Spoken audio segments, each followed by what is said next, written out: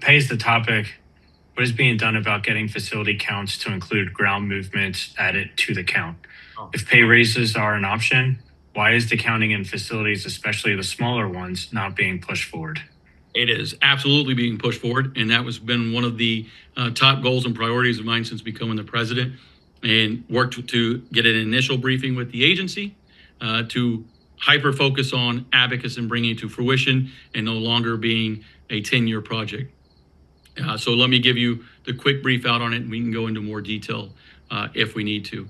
One is the Abacus for the en route facilities. The last validation will occur this week. Then they are running and working on ensuring they can produce the TCIs. The first TCI should be mid-November that we get to look at of what it is for approximately the September timeframe, and then a running of over 12 months of data to see what that TCI looks like. And we have to start negotiating and prepping in November the negotiations for the new breakpoints of 12, 11s, and 10s for the en route facilities. Simultaneously, large TRACONs and CCFs will go while that negotiation is occurring. Abacus will roll into that component of it. And I think it was just something that hasn't been engaged with the agency, was left to the teams to kind of wade through themselves, put Nate Pear in position to go out and say, let's bring Abacus and MVT together, unite their knowledge and power, give them full credit and hats off. I put a very aggressive timeline on them, and that's why you're seeing the TCIs being produced in November. Is gave them a 6-month deadline to complete that.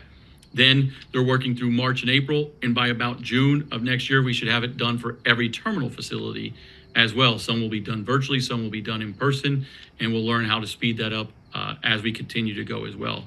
Well, Abacus is producing new TCIs, and all that is going on, and we'll negotiate the breakpoints for those TCIs when they are complete on the terminal side.